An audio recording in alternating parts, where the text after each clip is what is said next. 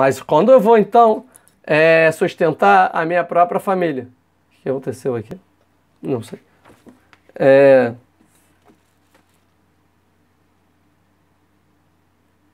Em segundo, aqui tem uma discussão, vou só por uma das opiniões. Ele está falando o seguinte, que até então, como eu tenho dinheiro, essa é a opinião do Urashi, então não vou entrar muito, tem discussão sobre isso, mas vou dar só a opinião do Urashi. A opinião do Urashi, o Yaakov está falando o seguinte, todo o dinheiro que eu trabalho é para você. Como eu tenho dinheiro, meus filhos estão tendo que trabalhar. O mais velho tem 7 anos. Eles estão trabalhando e o dinheiro deles sustenta a minha família. E me sustentam. E quando eu vou trabalhar pela minha família? Eu não. Agora eu quero independência e trabalhar pelos meus filhos. Eu não quero que meus filhos... Eu quero trabalhar para eles terem dinheiro. Para o bem da minha família. E não que eles trabalhem para mim. Essa é a opinião do Urashi. O Ramban vai fazer assim, quando eu vou fazer para mim o que eu fiz para você? Tá bom, eu te trouxe tudo isso, mas quando eu vou fazer isso para mim? Então eu quero trabalhar para mim. Toda a ideia é que ele quer uma autonomia. Estão entendendo a ideia aqui? Vamos continuar. 31. Vaiomer. Maiten lelach. O que eu te dou então? Ou seja, pelo passado. O que você quer então pelo que você trabalhou? Vaiomer Yaakov, responde Yaakov, Lot ten li meuma. Im taseli adavar azeh, ashuva ere tzonecha eshmor. Ele vai falar o seguinte, não me dê nada, eu não quero nada. Apenas faça o que eu vou pedir. E eu vou voltar a apacentar as suas ovelhas e protegê-las. Ou seja, eu não quero nenhum dinheiro, eu só quero o que eu vou falar agora. E se você aceitar, eu volto a trabalhar para você, com as suas ovelhas. E aí ele vai falar, 32. Evod bechol tzonech hayom, eser mishan kol senekod vetalu vechol serhum ubaksavim vetalu venakud baizim vehayas chari. Eu passarei hoje por todo o seu rebanho, o Yaakov falando, eu vou passar por todo o rebanho e vou tirar de lá todo o cordeiro. Cordeiro seria o carneiro pequeno, tá? Não é isso? Isso. Cordeiro. Que esteja pintado e malhado, ou seja, que tem pontinhas pretas, que é branco com pontinha preta, ou malhado, com manchas, né? E toda ovelha que tenha marcas marrons. Marrons. E toda cabra que esteja malhada ou pintada, e esse vai ser meu pagamento. Então, todas as ovelhas nessas condições vai ser uma pagamento. Óbvio que essas condições, que seria a ovelha nakud e talu, ou serrum, ou talu, nakud, que é isso, malhada, pintada, vai ter uma grande discussão, qual era o tipo, e eu não vou entrar nisso, tá? Deixa eu ver se tem uma foto só ilustrativa, aí eu mostro, só para a gente sair de obrigação aqui disso. Aqui. Deixa eu ver só não desmarcar. Aqui. Vou mostrar primeiro aqui, então seria tipos das ovelhas, e aqui.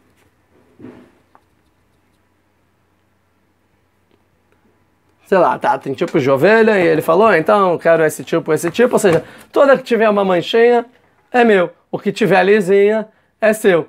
Interessante, porque a gente vai ver que uma ovelha lisa seria lavan, né, branca. E a manchada não é lavan, não é branca. E lavan é o nome do lavan, que significa branco. Interessante. Então, vamos então recapitular o que está acontecendo. Yaakov falou, vou voltar para casa. Lavan falou, se você reencontrar a graça aos meus olhos, não. Aí ele falou, eu vou te dar salário até então. Ele fala, eu não vou receber nada por antes. Ele fala, eu também vou te dar por antes. O que você quer? Aí fala, tá bom, se você fizer o que eu quero, que são essas ovelhas assim, assim, assado, eu volto a trabalhar para você e não volto para casa. Entenderam o que está acontecendo? Aí fala de novo, 33. Ve'anta bitzidkati bayom machar ketavol sichari lefanecha kol asher einenu nakod vetalu baizim vechum baksavim ganuv uiti. Assim, no futuro, será um sinal da minha integridade, porque eu vou tirar tudo que é manchado, malhado, pintado, e deixar só o que é liso, e isso vai ser um sinal que eu sou íntegro, pois eu vou deixar que você inspecione tudo que eu tiver levado no meu pagamento, ou seja, eu vou deixar você olhar cada uma em uma, para ver se eu não tirei nada que é liso. E qualquer cabra que não seja pintada ou malhada, ou qualquer ovelha sem marcas, marrons, que esteja em minha posse, vai ser roubada. Então, se no futuro você encontrar uma ovelha branquinha, totalmente marrom, preta, cinza, sem nenhuma mancha, com certeza é roubado. Porque é questão de DNA, que interessante, né? Que vai nascer das malhadas, só tem malhada, tanto a fêmea e o macho, tá? Então, se tiver alguma lisa, não vai. Provavelmente o liso deve ser, como é dominante e como é em biologia, já faz tanto tempo que eu não estudo isso.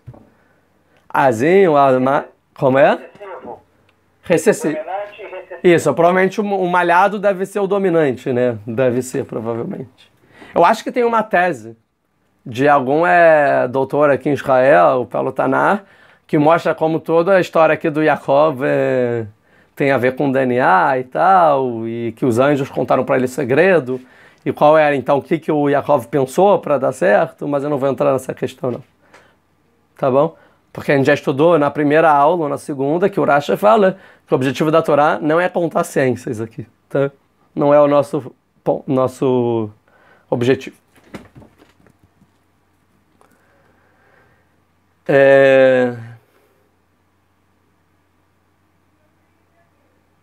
Então vamos entender. Então, o Yaakov, ele falou que queria ir embora.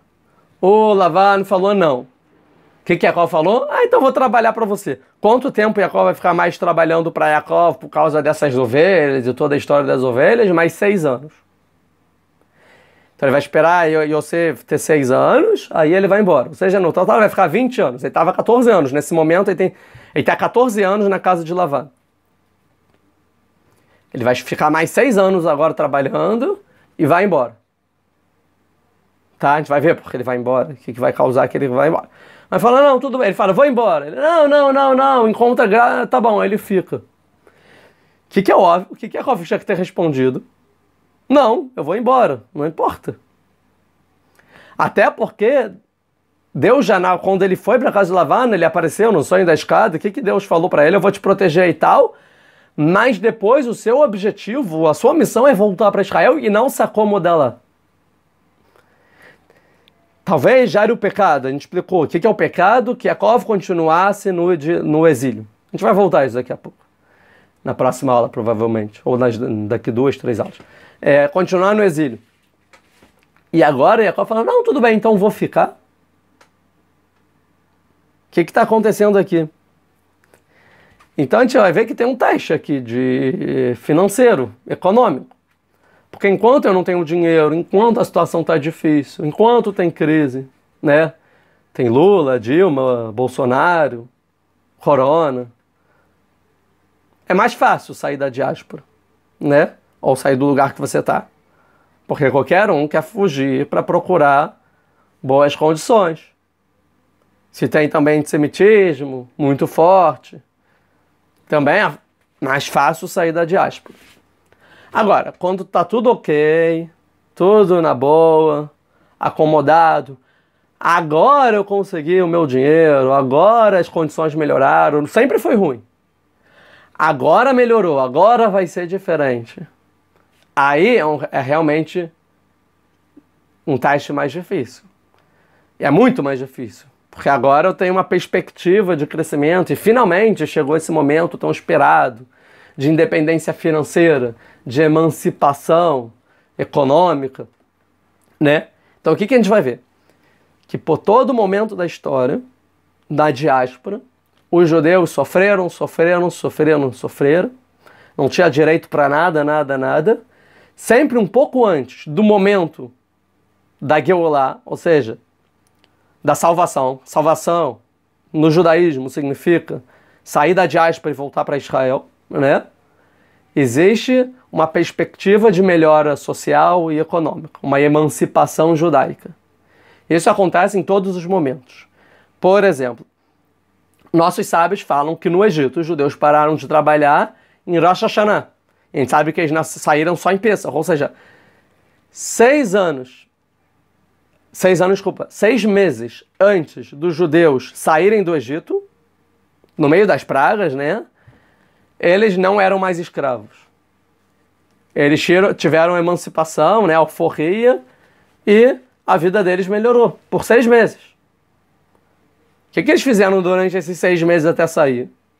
Falaram, uau, 210 anos eu estou aqui trabalhando, meu pai, meu avô, meu bisavô, trabalho difícil, trabalhar para os outros, e finalmente eu posso escolher o que eu vou trabalhar, eu sou aceito na sociedade, eu sou reconhecido pela sociedade de poder ganhar meu próprio dinheiro.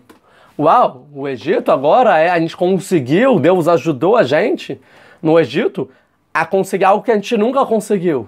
Então talvez agora isso é um sinal que a vida aqui vai melhorar. Então por 6 meses os judeus começaram a poder cultivar um tipo novo de pensamento, qual? Talvez, vamos ficar aqui, já que a vida agora está demonstrando que está boa. Talvez o nosso sucesso aqui. Porque então qual é a alternativa? Ir para o deserto? No deserto eu não tenho pão, não tenho água. Eu sei que um dia a gente tem que sair para ir para a terra de Israel. Mas agora a situação está tão boa. Por que não ficar? E a gente vai ver que a maioria dos judeus ficaram no Egito. E essa talvez seja a explicação. Porque a emancipação veio 6 meses antes, e não na hora da saída. Se não tivesse existido essa emancipação e falar, saiam, talvez sairiam. Mas 6 meses, deixar provar o gostinho da liberdade, isso é pro bem e pro mal. Porque quem saiu também teve o gosto da liberdade e escolheu isso. E também sabia, então, como usar um pouco essa liberdade, não totalmente escravo. Mas muitos não souberam usar essa liberdade. Né? Essa é a ideia, por exemplo, da saída do Egito, de Pêssar, né? A gente pode ver na saída da Babilônia a mesma coisa. Que anos antes de poder voltar para Israel depois dos 70 anos, na primeira diáspora, vamos dizer assim, que é depois da destruição do primeiro templo, eles foram para a Pérsia foi para a Babilônia. A Babilônia foi dominada pelos persas. E depois o Cores, né, o Ciro, deixou os judeus voltarem para construir o segundo templo. No finalzinho, o último governo dos persas, o maior ministro é um judeu chamado Mordecai, e a rainha é judia, Esther. O que os judeus pensaram? Calma aí, pô.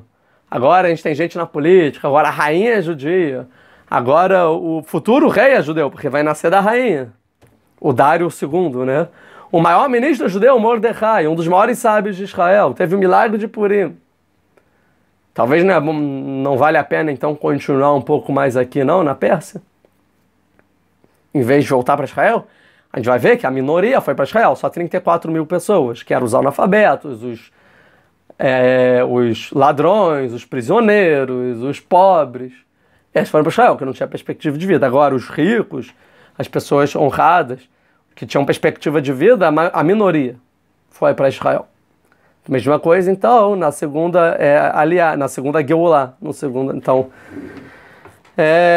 mesma coisa na terceira Geulah, na terceira salvação, que os judeus da Europa e do mundo inteiro foram para Israel, no início do sionismo, no século XVIII, XIX, XX, depois com a Medinat Israel, né, com a proclamação do governo, né, reconhecido pela ONU, do Estado de Israel, do Estado de Israel, e também em 29, com a Declaração Balfour, né, que o príncipe da Inglaterra, que Israel era colônia da Inglaterra naquele momento, né, o território de Israel, ele deu direito para os judeus, que aquela terra seria dos judeus, em 29. Que aconteceu em 1800 e pouquinho, se eu não me engano, 1816, Napoleão, emancipação judaica. Agora, pela primeira vez em 2000 anos, os judeus vão poder fazer parte da sociedade e trabalhar e fazer parte e frequentar as universidades e votar. O judeu é um cidadão comum pela primeira vez na história. Nunca o judeu foi reconhecido como um cidadão. Por 1800 anos no exílio. Chegou Napoleão e falou, agora vocês são um cidadão. Você é cidadão da Europa. Você é um cidadão comum, tem toda a lei, E os judeus ficaram, uau, agora vai acabar o antissemitismo, agora a gente vai conseguir viver nosso judaísmo. Pelo contrário, né? A gente vê o que aconteceu um século depois, Holocausto, né? E tantas outras perseguições e massacres, pogroms, na União Soviética também. E nunca os judeus foram aceitos, mesmo com a emancipação política. E a situação só piorou. Porém, os judeus acharam que estavam livres, e aí começaram a esquecer o quê? De Israel. Falaram, não, vamos ficar aqui. Aí a Alemanha, Berlim virou a Nova Jerusalém, também outras cidades. Apagaram, começou o advento do reformismo. O que o reformismo logo fez na primeira geração? Apagou a menção de voltar para Israel de todas as rezas, né? E trocou pelos lugares que eles estavam na diáspora. Porque a emancipação judaica faz o judeu esquecer um pouco de o quê? Do Mekomi ou Leartzi, do seu lugar e da sua terra. Tá? Então, isso aconteceu em todas as diásporas, em todas as geolot, em todas as salvações. Tá? E isso aqui é um perigo, né? Que tem um perigo. Quando o judeu vem cobrar o seu direito, o seu pagamento, me paga o que eu mereço. Tá? Aqui tem um perigo. Eu ia falar alguma coisa interessante que eu esqueci. A gente pode ver que, por exemplo, na época da emancipação judaica, teve um rabino grande, né? Que é o rabino que levantou a bandeira contra o reformismo e Torá em Derech Eretz, né? Torá com o trabalho. A gente pode, sim, fazer parte da sociedade, mas ao mesmo tempo a gente pode também preservar o nosso judaísmo, porque na emancipação judaica tinha principais, vamos dizer, 3 correntes, né? Uma do Moshe Mendelssohn, que transformou uma geração depois no reformismo, que seria, seja judeu em casa e seja um cidadão comum, como um gentio, um não judeu fora de casa. Se veste como eles, estuda o que eles estudam, se comporta como eles. Em casa você cumpre os preceitos. Fora de casa você é um cidadão comum. Uma geração depois, reformismo. Para que essas mitzvot? Para que a Torá? Muda aqui. O importante é o humanismo, são os valores humanos. E esqueceram a Torá. Os reformistas, uma geração depois, foram as pessoas assimiladas, aculturadas, nem assimilação, aculturação, nem receber, né? Porque o que aconteceu? Teve o reformismo, uma geração depois eram assimilados, são as pessoas que se assimilaram pela sociedade maior e não estudaram muito o judaísmo e pararam de praticar e se vestir como judeus e nomes judaicos e cultura judaica e identidade judaica. Os filhos desses, então, eram os aculturados, né? As pessoas que nem receberam identidade judaica. Receberam identidade alemã, francesa e por aí vai. Uma geração depois são as pessoas que voltaram ao sionismo, que são os primeiros sionistas. Porque eles perceberam que mesmo sendo um cidadão comum na Europa, que nunca fizeram nada de judaísmo, nem receberam, nem tinham essa identidade, mesmo assim eles eram vistos como judeus. Eles falaram, então, não, tem que ter outra solução. E a solução é a gente ir para a nossa terra. A gente vai ver isso daqui a pouco. E quando o judeu pedir para Lavan, deixa eu voltar para a minha terra, aí Lavan vai mudar de cara. Né? Vai falar, você quer voltar para a terra? Então vamos ver se você vai voltar para a sua terra ou não. Que é um paradoxo, vocês me odeiam. Eu quero voltar para a terra porque tem antissemitismo. Vocês me querem tirar daqui, mas ao mesmo tempo vocês não querem? Né? É um pouco quando Herzl, né, Theodor Herzl, o principal agente aí político no sionismo, né, o que criou o Congresso Sionista e o sionismo político, né, que vão falar com os representantes e eles devem concordar que a gente vá para Israel. O Theodor Herzl se encontra com o Papa da época, né?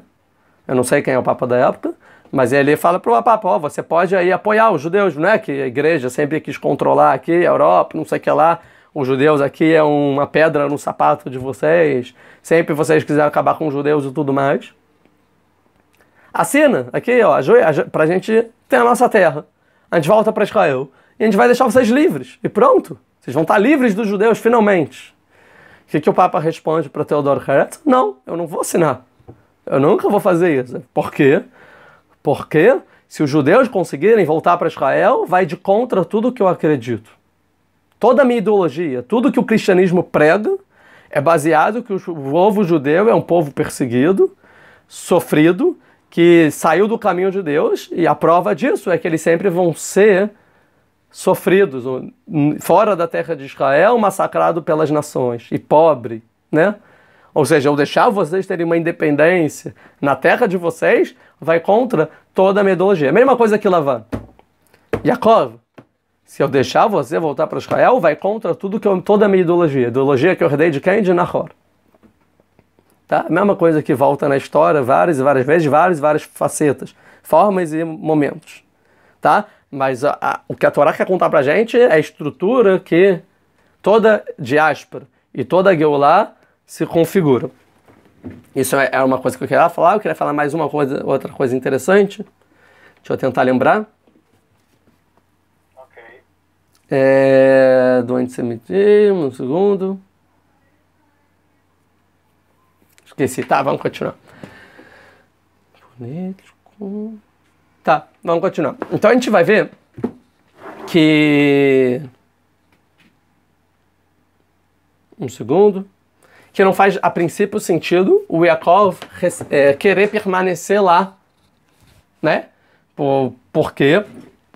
Porque, não, então tem uma emancipação, então tá bom, vou ficar mais 6 meses. Não, foge.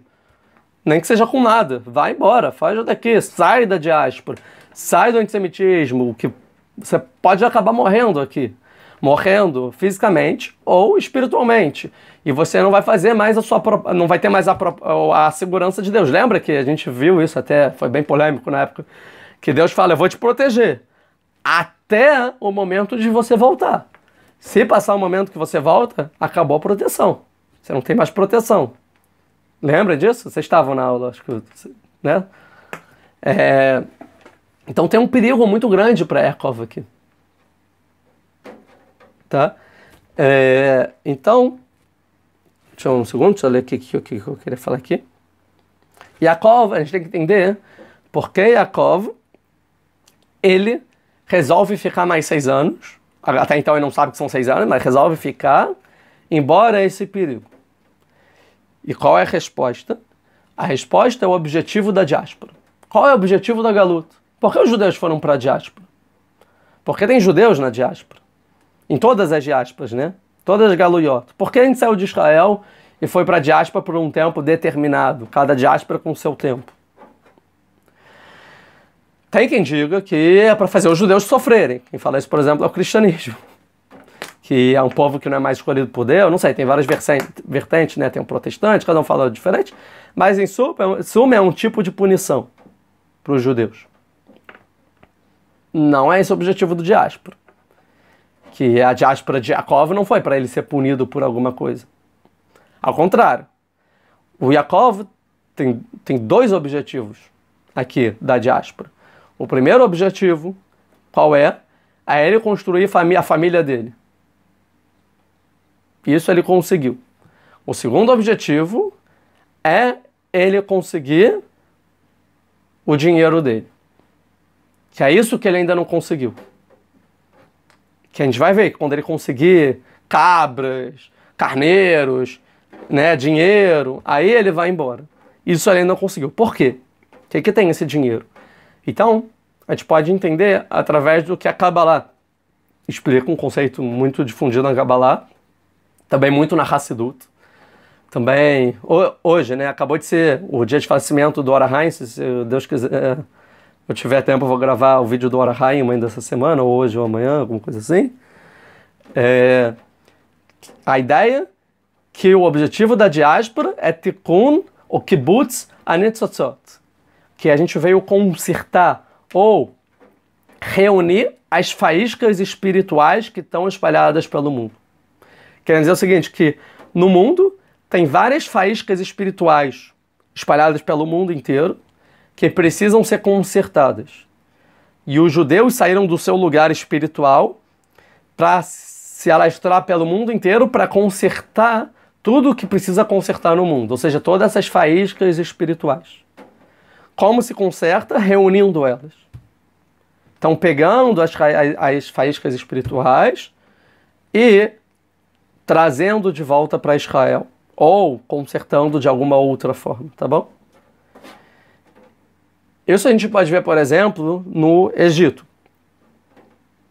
O judeu, vamos, já sei, uma boa ideia. A gente pode ver em Avraham. Vamos ver se eu acho aqui rápido. E depois a gente já conclui e a gente continua a aula que vem. Deixa eu tentar achar. Bereshit, ler. Aqui.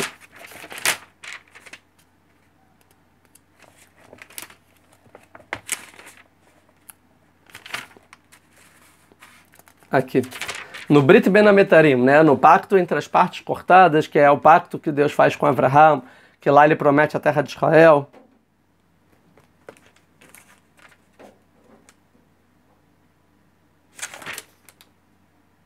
Um segundo. Não é aqui.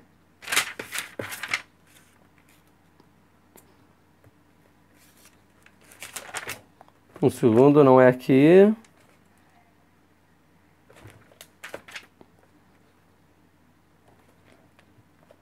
Um segundo, deixa eu achar.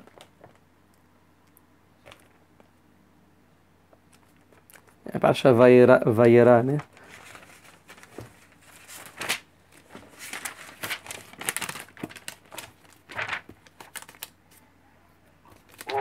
Que? Brit Ben Ametarim é no final de Lech Lechá.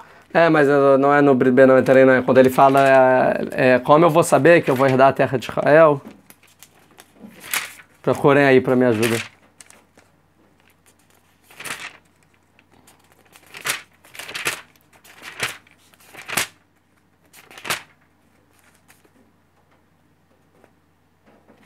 Antes.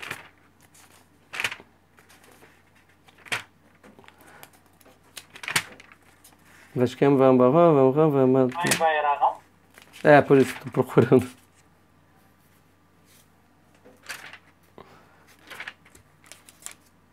Não, acho que é no Brit Ben Ametarim.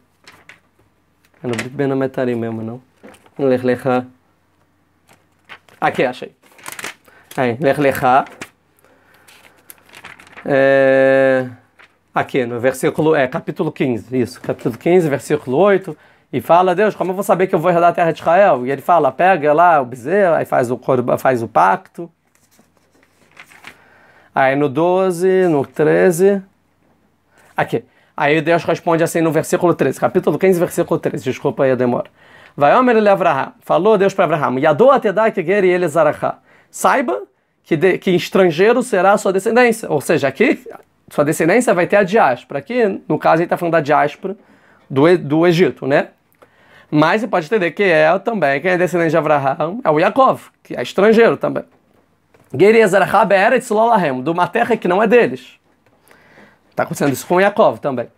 Ve'avdum e veinu otam. Lá ele vai ser escravizado e vai ser afligido. Mesma coisa aconteceu com Yaakov aqui com Lavan. Arba meot shana, 400 anos. Isso não. Talvez a ideia de você pode reduzir, né? Aproximar. Por exemplo, a gente sabe que no Egito o povo fica 210 anos e não 400 anos. Porque a conta faz desde que Tzchak nasceu. Não vamos entrar aqui no caso. 14. Tá bom. Vai ser escravizado, vai ser estrangeiro, numa terra que não é deles, escravizado, vai sofrer. Depois. E depois vai sair, né? Vai ter a salvação. E também o povo que te escravizou, eu vou julgar, Deus falando. Mas olha que legal, eu sei que é sofrido. E aí você pode estar pensando, Avraham, olha, você vai ser descendente de uma terra que não é sua, vai apanhar muito, mas depois eu vou te salvar e julgar eles. Mas olha, não precisa ficar triste não. Que no final você vai sair com grande dinheiro, tá? Então, beleza. Tudo bem ser escravizado 400 anos e sofrer, mas olha que legal. E sair da sua terra, perder tudo. Mas, depois você vai sair com dinheiro. Então não precisa se preocupar, Avraham. E depois, então, você vai vir com... Você vai... Né, mas aqui já está Avraham, vai voltar para os seus antepassados em paz e vai ser enterrado com uma boa velhice. Vedora Revi, e a quarta geração, e a Chuvoena, elas que vão voltar. Quem é a quarta geração a princípio? Você pode entender que é Avraham, Yitzhak, Yaakov e os filhos de Yaakov, a quarta geração.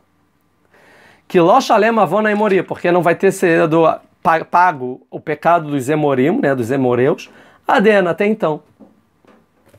O que é isso? Ou seja, eu vou te fazer um exílio, não sei o que lá, sofrer, mas relaxa, depois eu vou te dar dinheiro. É a mesma coisa aqui com Yaakov. Ah, deixa eu ver, não, ainda não ganhei meu dinheiro, vou ficar mais. Aí depois vou sair com muito dinheiro.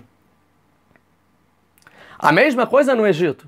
Quando os judeus saírem do Egito, o que Moshe vai falar? Deus vai falar, Moshe, por favor, pede dinheiro para os egípcios antes de ir embora. E quando eles atravessam o Mar Vermelho, Deus faz com que os egípcios, as carroças dos egípcios, né, as carruagens, fiquem no mar, né? Por quê? Porque os judeus querem tirarem dinheiro do Egito, e como falam os sábios, que os judeus não saíram do Egito até peneirar o Egito inteiro. Todo o dinheiro do Egito os judeus levaram junto. Então a gente vê que em todas as galuyot, o dinheiro e a saída dos judeus estão intercaladas, porque a profecia, ó, vocês só vão sair quando tirar o dinheiro. E para que dinheiro? Nenhum judeu, isso não paga em nada, o sofrimento. Então qual é a resposta, para a gente terminar? A resposta aqui é que o dinheiro do Egito, no caso, são as faíscas espirituais que os judeus precisavam reunir no Egito, no caso do Egito. Ou seja, em cada diáspora tem alguma coisa que os judeus precisam consertar ou reunir. E no caso do Egito é o dinheiro. No caso de Yaakov são as ovelhas. E isso Yaakov entende. Por quê? O que os judeus fazem com o dinheiro do Egito? Uma coisa que nunca foi feita antes. Mishkan, o tabernáculo. Ou seja, a moradia na terra que Deus ia repousar na terra, todos os objetos, toda a infraestrutura e tudo, foi feito com o dinheiro que os judeus tiraram do Egito. Ou seja, somente o dinheiro do Egito tinha o potencial de construir o Mishkan. O potencial do dinheiro, do ouro do Egito era muito grande. Que com esse ouro foi construído o tabernáculo. E com esse ouro também foi construído o quê? O bezerro de ouro, o pior dos pecados. Então a gente vê que em cada cultura existe alguma coisa muito importante para aquela cultura e os judeus vão para aquela cultura e conseguem reunir.